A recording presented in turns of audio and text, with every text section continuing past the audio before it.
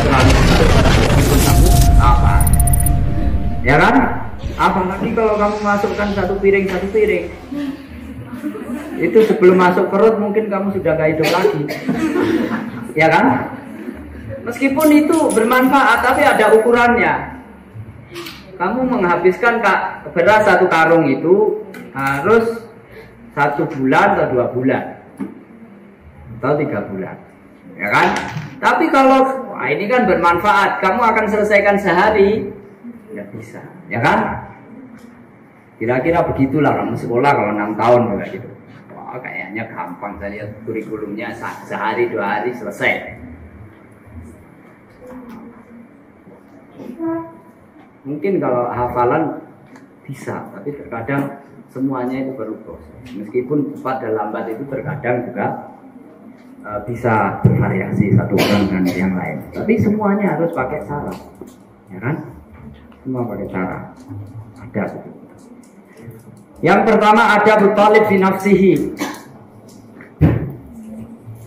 Seorang talib, seorang yang ingin mencari ilmu itu harus menjaga adabnya, dirinya sendiri, setelan dirinya sendiri gimana? Belum dia nyetel dirinya terhadap gurunya, terhadap temennya, terhadap kitabnya, terhadap lingkungannya. Dia setel diri sendiri itu bagaimana supaya dapat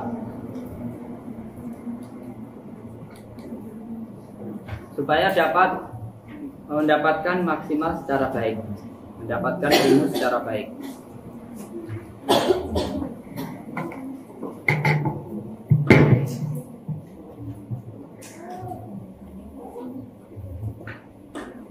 Pertama, al-ilmu ibadah. Nah, sadarilah bahwa ilmu itu ibadah. Kenapa kamu belajar? Yang pertama kamu tanamkan adalah ibadah. Bukan hanya sekedar patutnya orang sekolah, saya sekolah. Atau saya belajar cari ilmu. Ya cari ilmu itu benar. Tapi kenapa itu? Karena itu ibadah. Kalaupun nggak ada alasan lain selain ibadah, ya sudah cukup. Saya mau sholat. Kenapa sholat? Ya itu ibadah.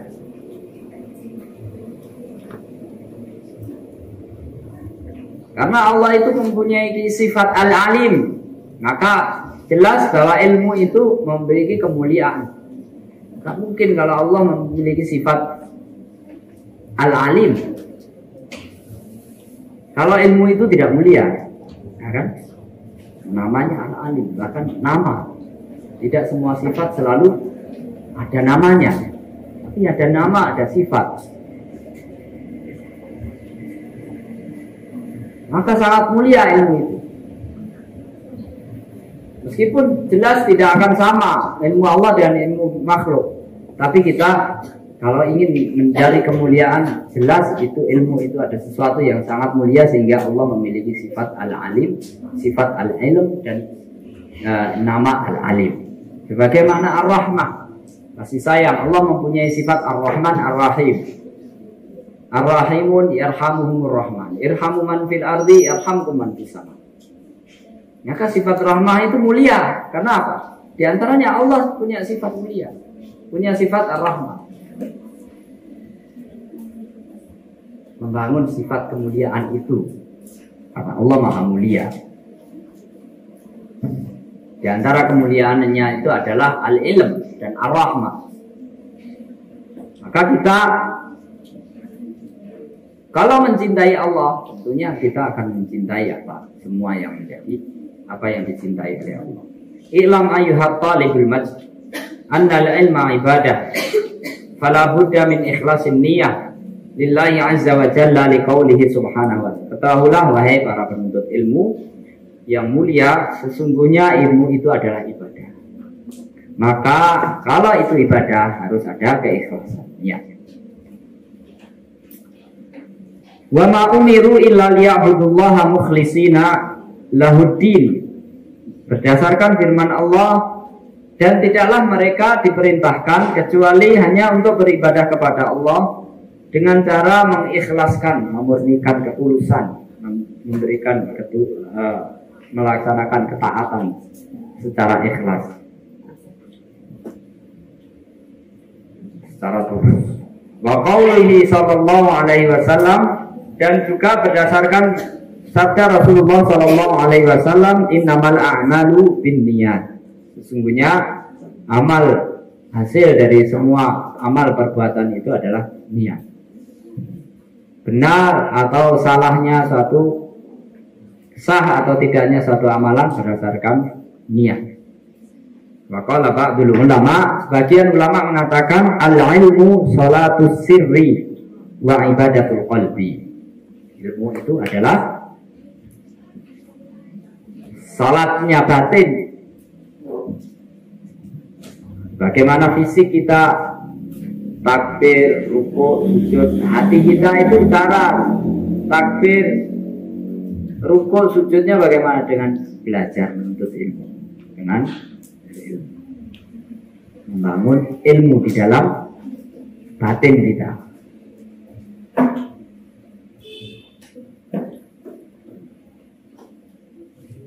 Wa ibadatul qalbi, dia adalah ibadahnya hati. Makanya hati yang minim ilmu, maka hati yang minim ibadah. Kira-kira begitu. Fahdar min kulli ma yusibu niyataka fi sidqit talab. Hati-hati, waspada terhadap segala sesuatu yang dapat mencederai niat kamu, niat ketulusan kamu di dalam menuntut ilmu. Menuntut ilmu itu harus ikhlas, karena hanya semata-mata beribadah kepada Allah. Kenapa kamu belajar? Karena beribadah kepada Allah. Maka nggak usah alasan. Nah, saya nggak mau belajar karena ustazahnya nyebelin, temennya juga nyebelin. Nggak ada urusannya. Dalam hari ini kamu bangun urusan kamu dengan Allah. Meskipun kita menjalin hubungan dengan kawan kita, dengan ustazah kita dan yang lain-lain, itu juga bagian dari ibadah yang lain.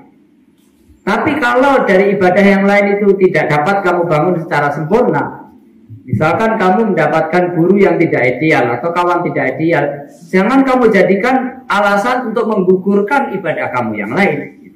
Misalkan kamu nggak bisa sedekah, nggak bisa zakat, apa kamu jadikan alasan untuk tidak sholat? Tidak begitu. Yang bisa ya kita harus sholat, kita zakat, kita puasa. Kita mencari guru yang baik dan menjalin hubungan baik dengan guru itu adalah juga ibadah. Dan seterusnya. Menuntut ilmu juga ibadah. Kahub bizuhuri wa tafawuqi 'alal aqran. Di antara hal-hal yang merusak keikhlasan itu apa? Seneng untuk tenar. Apa?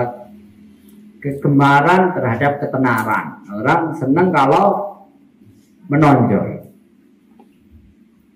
terkenal itu ya karena mempromosikan diri atau karena memiliki keunggulan, jadi terkenal. Kalau lebih daripada yang lain kelihatan terkenal. Meskipun terkenal itu sebenarnya tidak selalu positif, ya. Ada juga orang terkenal ngantuan, terkenal bodoh, banyak pelanggaran, itu terkenal juga. Tapi orang itu biasanya nggak membanggakan diri kalau dengan terkenal malas itu. Ada nggak bangga.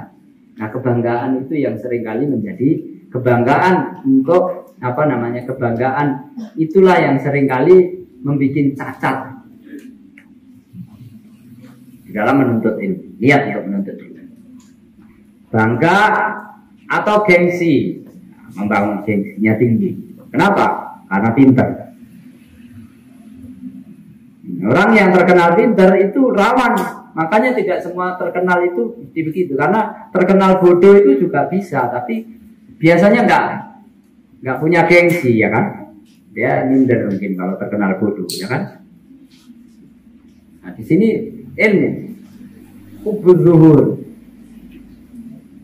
Meskipun orang terkenal itu tidak selalu buruk, tapi orang yang terkenal itu biasanya kalau tidak diwaspadai, dia akan tujuannya untuk mendekatkan diri kepada Allah menjadi budal. Wa tafawuq 'alal aqran, unggul, lebih unggul daripada kawan-kawannya. Enggak mau kalah. Au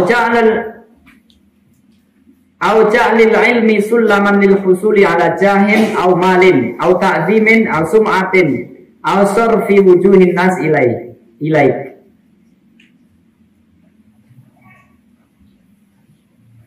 Atau hal-hal yang lain yang dapat membuat cacat, rusak. Niatmu adalah menjadikan ilmu sebagai sarana untuk mendapatkan penghormatan, mendapatkan harta, pengagungan,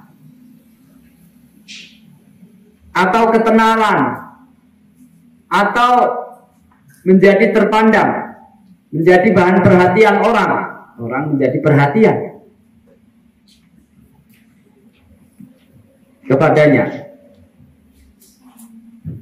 kepadamu. Wa buzulil juhda fil ikhlas, kerahkan semua usaha kamu, berusahalah dengan sungguh-sungguh dengan segala kemampuanmu untuk mewujudkan ikhlas. Fa'mur qalbaka bi mahabbatillahi wa mahabbati rasulihi sallallahu alaihi wasallam. Maka penuhilah hati kamu dengan rasa cinta kepada Allah, cinta kepada Rasulullah. Itu diantara muatan. Kamu sholat, kamu baca Quran, itu bakal sulit untuk khusyuk, bakal sulit menghindari riya kalau kamu minim mahabbatullahnya, minim khasyatullahnya, minim. Kenapa saya enggak khusyuk? Kenapa saya enggak susah ikhlas ya? Kira-kira itu di antara cinta kepada Allah dan khasyah kepada Allah, inilah yang ibadah, yang muatan ibadah yang di dalam hati yang menjadi dasar. Ekspresi utamanya, ekspresi yang paling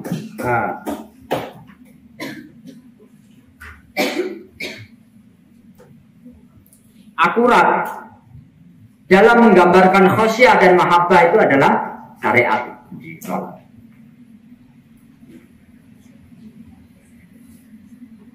Kamu kalau takut kepada Allah, mahabbah kepada Allah,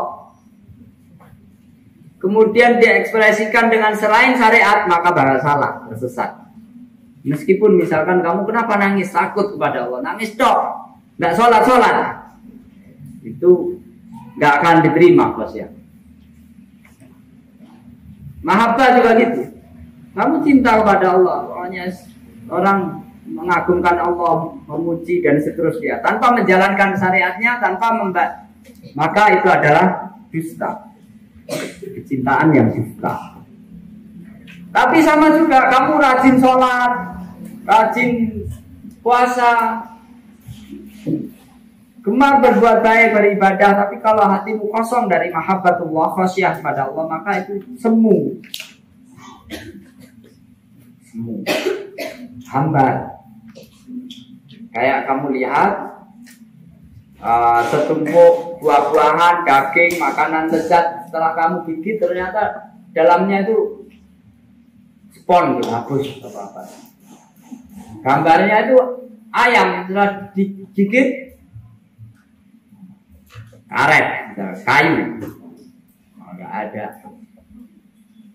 Kamu sholat, maka di dalam hatimu itu kalau Allahu Akbar, ada mahabbah, ada khasyah. Kenapa kamu sholat? Karena taat, cinta kepada Allah. Maka sholat kamu itu akan lebih bermakna. Sebaliknya khasyah dan mahabbah itu kalau tidak diekspresikan, diwujudkan dengan bentuk sholat dan lain-lain, maka itu dusta.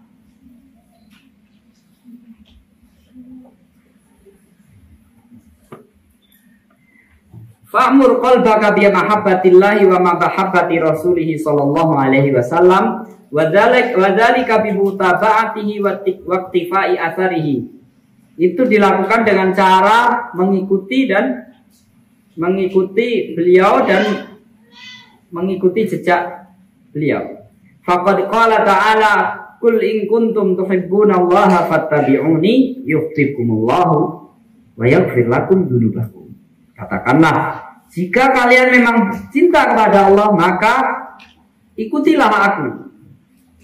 Tidak ada cara mengekspresikan cinta kepada Allah selain dengan mengikuti ajaran Allah. Tangisan, ketawa itu memang terkadang bisa mewujudkan. Orang kalau sedih menangis, dan itu dilakukan juga oleh para sahabat. Kadang sholat sambil menangis. Tapi kalau kamu menangis saja, tidak mau sholat, maka itu ekspresi dusta. Air mata buaya. Air mata buaya. Karena buaya itu kalau mengeluarkan air mata sebenarnya dia tidak sedang menangis. Buaya itu kalau sedang mengeluarkan air mata, kayak dalam kalimat yang lain disebutkan, kalau kamu lihat ada singa memperlihatkan giginya, jangan pernah kamu berpikir dia sedang tersenyum.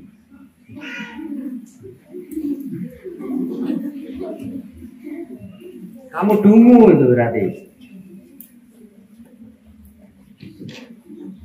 Makanya kamu kalau cinta kepada Allah, kemudian bukan hanya sekedar senang terhadap simbol-simbol ucapan-ucapan.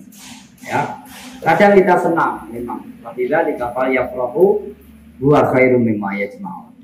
Qul bi fadlillahi fadilah di kapal yafrahu huwa khairum mimma yajma'un. Nanti kita tertawa, tersenyum kepada sesama muslim, tabassumuka ala wajhi akhika shadaqah. Ekspresi dari kecintaan. Kita tersenyum kepada sahabat, kepada sesama muslim itu adalah ekspresi dari kecintaan kita. La yuhibbu ahadukum hatta yuhibba li akhihi ma yuhibbu li nafsihi. Maka dia tersenyum kalau ketemu. Tapi kalau ada orang ketemu senyum, tapi kerjaannya usil, itu kecintaan yang semu. Senyumnya itu senyum yang semu, ya kan? Sama juga dengan mencium tangan, dengan sadahmu kamu ketemu dengan cium tangan, itu adalah ekspresi dari penghormatan kamu. Tapi kamu salaman, dicium tangannya, tapi kalau dibangunin merengut, melanggar aja kerjaannya, ditegur malah marah-marah, itu ekspresi yang penghormatan yang dusta, kayak air mata buaya itu.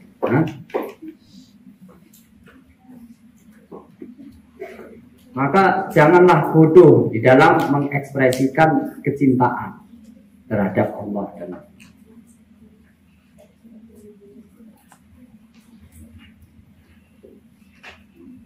Cinta itu amalan hati, tapi tidak mungkin dia, kalau orang itu ada cinta kepada Allah tapi tidak melaksanakan syariatnya. Kun ala jadati thariq ala jadati salaf as-salih. Beradalah kamu di atas jalannya salaf. Wa humus sahabatu wat tabi'una wa tabi'ut tabi'ina faman ba'dahum mimman qafa atharahum fi jami'i umuriddin. Mereka salaf itu adalah para sahabat, tabi'in dan orang-orang yang setelah mereka, orang-orang yang datang setelah mereka, yang meniti jalan mereka dalam semua urusan ajaran Islam, dalam urusan agama. Wa haula'i hum ahli sunnati wal jamaati. Mereka itulah ahli sunnah wal jamaah. Siapa ahli sunnah wal jamaah? Yaitu para sahabat, tabi'in dan siapa saja orang yang setelah mereka yang mengikuti jejak langkah mereka.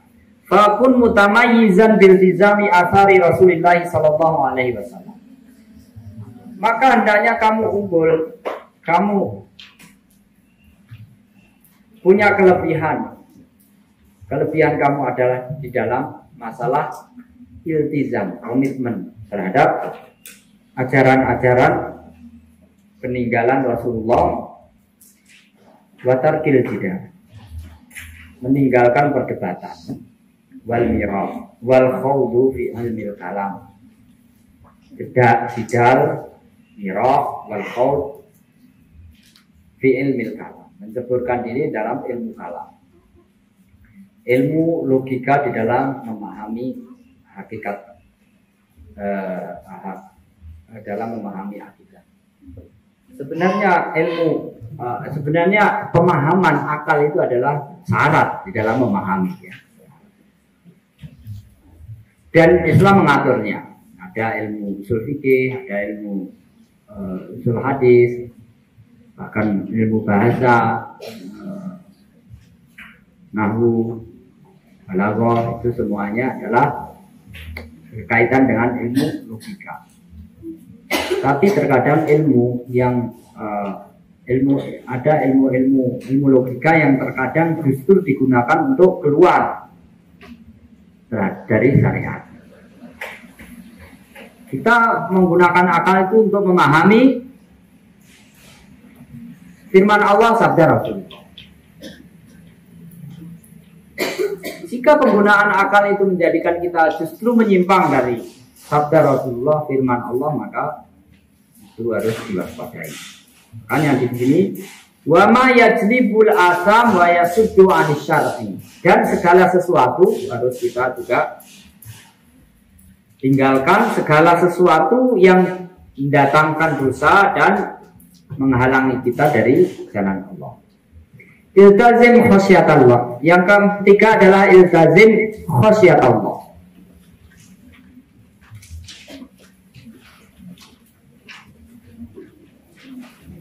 Selalulah ilzam khasyatallah. Selalulah kamu menjaga rasa takut kepada Allah. Alaika bi'imarati zahirika wa batinika bi khasyatillahi ta'ala. Hendaknya kamu selalu memenuhi lahir dan batinmu dengan rasa takut kepada Allah Subhanahu. Sebenarnya khasyah itu adalah amalan batin. Tapi banyak amalan batin itu yang mungkin tidak berefek kepada lahir. Seperti menangis. Orang itu sulit menangis tanpa ada perasaan di hatinya. Makanya sulit mungkin orang gila gitu, menangis. Karena menangis, apalagi sampai meneteskan air mata. Menangis itu amalan hati atau amalan mata? Dia amalan mata, tapi tidak mungkin itu tidak keluar dari tidak merefleksikan hati. Tidak mungkin, kecuali orang yang biasa bersandiwara. Ya. Kalau ketawa bisa, kadang ketawa tinggal meringis sedikit, ya kan? Walaupun hatinya sedang dongkol, mungkin dia bisa paksa sedikit ketawa, meskipun itu sulit. Dan jangan biasakan seperti itu, ya. Kecuali pada kondisi-kondisi tertentu kamu boleh tahan. Tapi biasakan kalau kamu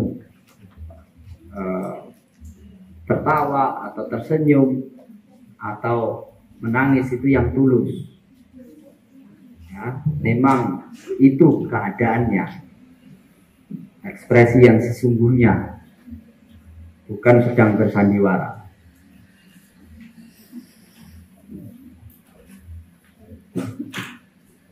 Wahafidhan ala sya'air Islam, dengan senantiasa menjaga syiar-syiar Islam.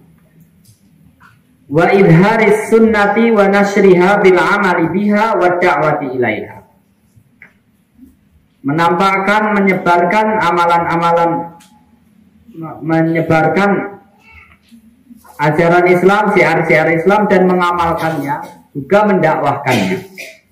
Fakun dalan 'ala Allah bi'ilmika wa samtika wa amalika.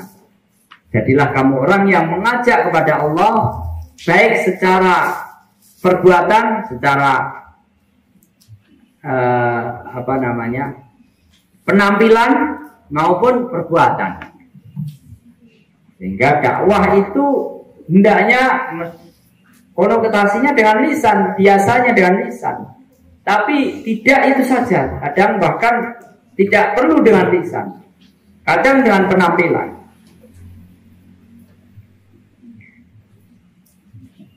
Penampilan kadang dengan amal perbuatan.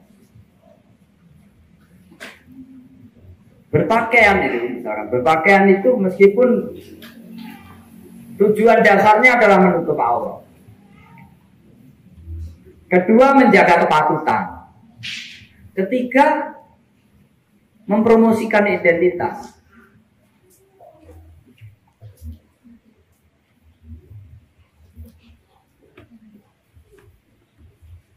Di antaranya itu. Karena menutup aurat saja, kamu kalau menggunakan sesuatu yang nggak patut, itu hendaknya tidak usah kamu lakukan. Ya kan? Kamu pakaian atau pakai daun, ini kan yang penting urut sudah nggak kelihatan. Ya itu nggak patut. Atau baju, pakai baju mahal, tapi udah sebulan nggak dicuci, dipakai terus. Nanti kalau dicuci takut luntur. Mahal ini soalnya. Enggak patut, ya kan? Menjaga kepatutan itu perlu. Selain menjaga kepatutan, terkadang mengekspresikan identitas. Kepada siapa kamu cinta? Kepada siapa kamu benci? Kita berharap bahwa cinta kita pada Allah, kepada Rasulnya itu terekspresikan dari semua sikap itu. Pakaian kita, cara makan kita, cara berjalan kita, cara tidur kita. Itu semuanya terkadang sah-sah saja, secara syariat nggak salah. Tapi terkadang itu sangat menunjukkan, mencolok penunjukannya. Kamu senang kepada manusia model apa? Manusia model neraka atau model surga? Manusia orang-orang yang dekat dengan Allah atau orang-orang yang memusuhi Allah.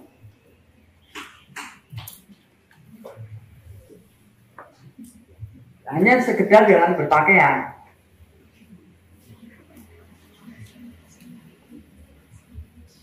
Meskipun itu tidak wajib. Model-model itu adalah kecil. Tapi di sini disebutkan kadang sikap itu diperhatikan. Kalau kamu belum cinta, kamu belum sungguh kepada Allah, pada Rasulnya, maka ya tirulah orang-orang, gaya orang-orang yang punya cinta yang tulus kepada Allah dan Rasulnya. Mungkin Allah akan karuniakan kamu kepada kamu cintaan kepadanya.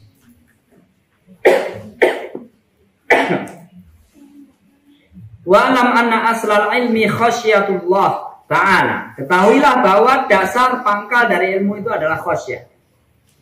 Takut kepada. Di sini akan dijelaskan bagaimana bahwa ilmu dan khasyah dan amal. Kenapa begitu? Kama qala Imam Ahmad. Bagaimana yang dikatakan Imam Ahmad? Fal hazamha fi sirri wal alan. Maka teruslah dalam kondisi khasyatullah ini kamu pegangi baik dalam kondisi kamu sendirian, kondisi kamu dia bersama orang banyak.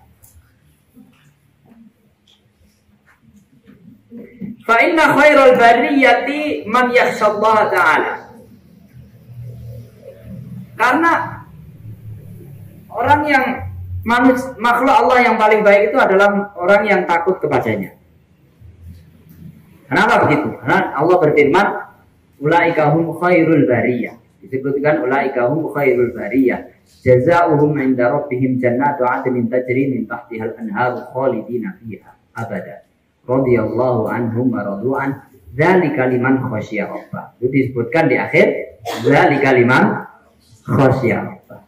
Di depan disebutkan ulaika hum khairul bariyah. Mereka ini adalah sebaik-baik makhluk Allah.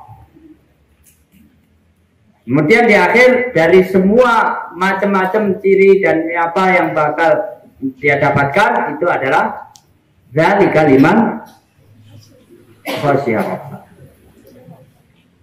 Atau kalau secara makna bisa dikatakan dzalika li khairil bariyah. Ya kan? Surga dan seterusnya itu dibentukkan siapa? Li khairil bariyah. Siapa khairul bariyah? Innal ladzina amanu wa amilus shalihat. Ulaika hum khairul bariyah. Siapa mereka itu? Dari kalimat khasyiyah. Nah, ini adalah kalimat yang bisa diganti-ganti. Innal ladzina amanu wa amilus shalihat itu siapa? Mereka itu adalah man khasyiyah rabbah. Mereka itu adalah khairul bariyah. Mereka itu adalah ashabu jannati adlin dan cerita minta dialah khalidin.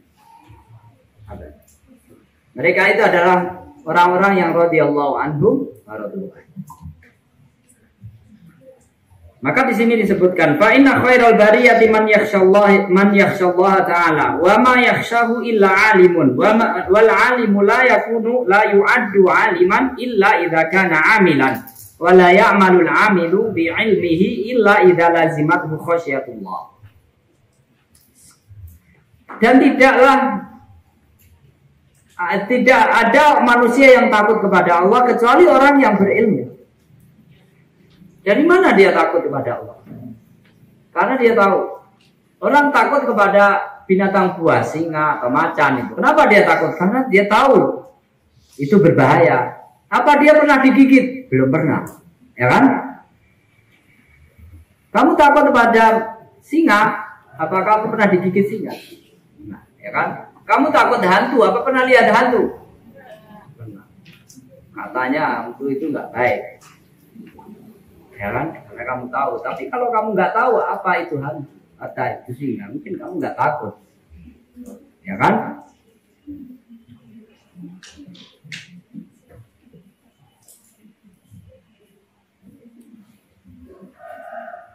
Wal amilu la yu'addu aliman illa idza kana amilan. Orang yang berilmu itu tidak dianggap sebagai orang yang berilmu kalau dia tidak melaksanakan dari konsekuensi ilmu itu. Wala ya'malul amilu bi ilmihi illa idza lazimathu khasyatullah. Dan orang yang berilmu itu tidak akan mengamalkan ilmunya kalau dia tidak punya khasyah kepada Allah. Ilmu khususnya ilmu yang menuntun kepada Allah. Orang tahu bahwa sholat itu kewajiban, ini amal baik, ini amal buruk. Kalau dia tidak punya motivasi takut kepada Allah, maka buat apa dia mengamalkannya? Kalaupun dia mengamalkan, mungkin riya, mungkin munafik. Makanya disebutkan idza ja'akal munafiqun qalu nashhadu innaka la rasul wallahu ya'lamu innaka la rasul wallahu yashhadu innal munafiqina lakadzibun. Apa salah orang datang pada Rasulullah innaka la rasulullah? Mana perkataan dia sama Abu Jahal mengatakan innaka majnun? Mana Pak yang benar? Ya innaka la rasulullah, ya kan? Tapi ya kenapa Allah katakan innal munafiqina lakadzibun? Karena dia tidak ada, bukanlah dari terdorong dari ucapan yang tulus sesuai dengan keyakinan. Wa minan nasi may yaqulu amanna billah wa bil yawmil akhir wa ma hum bimumin. Hanya orang mengatakan beriman pada Allah dan hari akhir, tapi sebenarnya dia tidak beriman.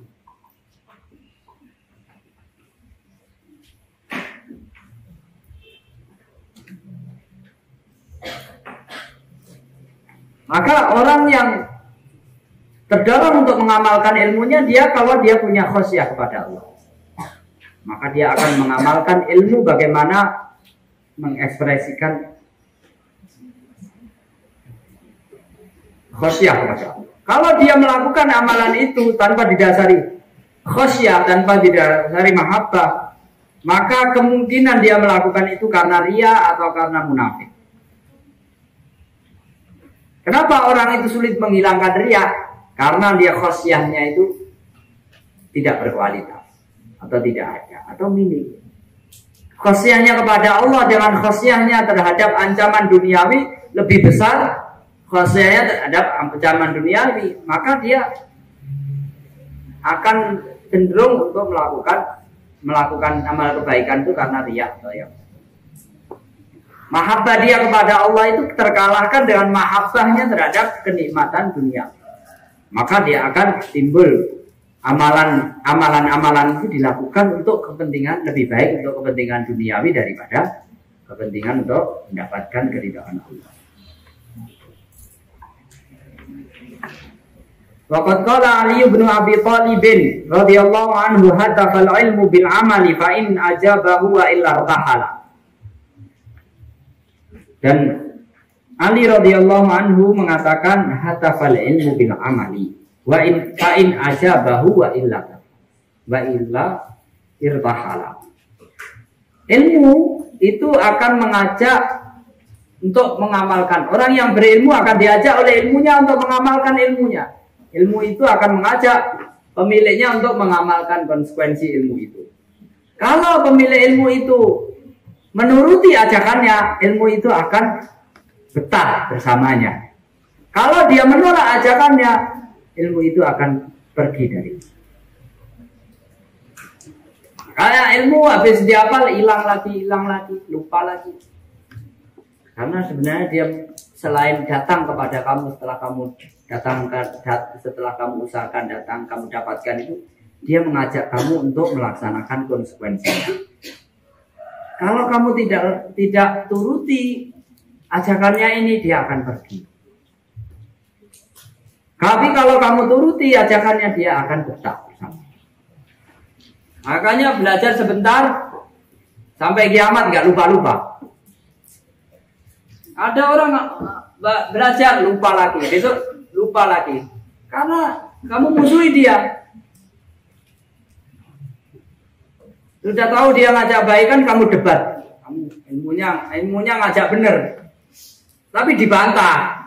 Kita yang mencong-mencong dikit aja, kamu ngeyel sih. Akhirnya besok lagi dia pergi, nggak usah rewel. Kita mencong lihat dikit nih. Besok akhirnya dia kan lama-lama sebel deh, kan? Kira-kira ilmu dikit.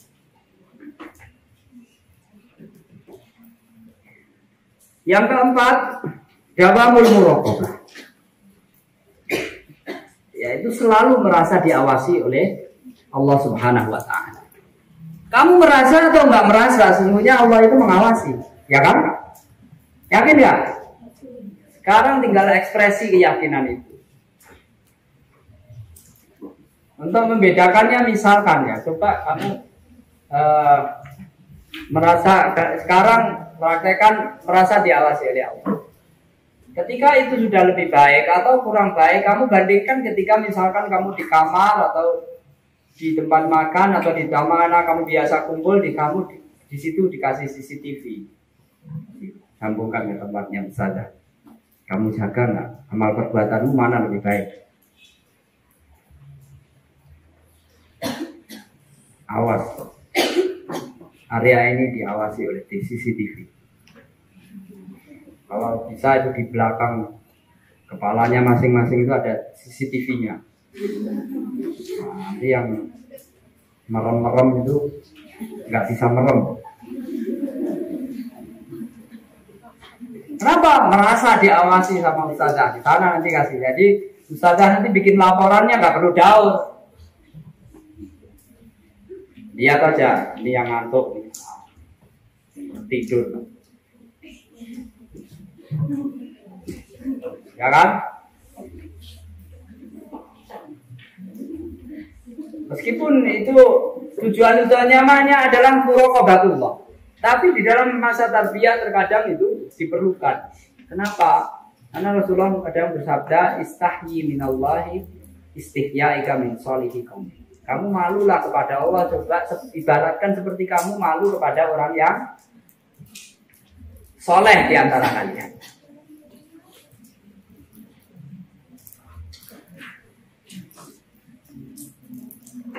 Atau kepada malaikat. Malaikat itu walaupun makhluk yang mulia, tapi dia juga makhluk juga, bukan Allah, ya kan? Tapi terkadang Allah mengatakan kamu janganlah tidak berpakaian. Walaupun kamu sendirian, karena sesungguhnya kamu ada bersama makhluk Allah, para malaikat yang tidak pernah berpisah dengan kamu. Malulah kamu kalau nggak pakaian. Ada malaikat. Kenapa nggak sekalian malu aja kepada Allah? Ada nanti perlu dipikirkan coba Ustazah itu. Kalau memang muraqabatullahnya itu masih perlu dilatih, caranya muraqabatul ustazah. Muraqabatul ustazah.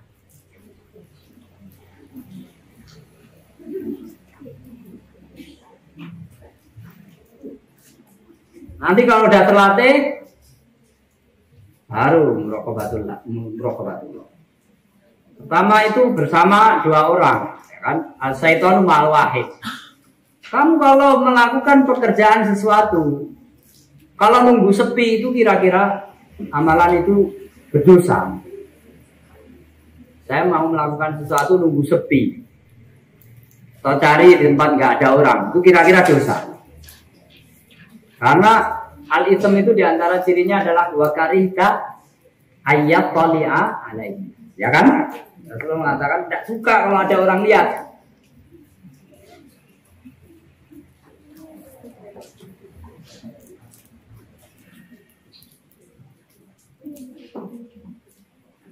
Itu kira-kira tidak baik. Dawamul muraqabah, maka penting muraqabah itu. Muraqabah itu sebenarnya amalan hati, perasaan. Yang paling baik itu kan ya, yang paling baik ya kalau sesuai dengan aturan. Kamu datang dengan siap, belajar, memperhatikan.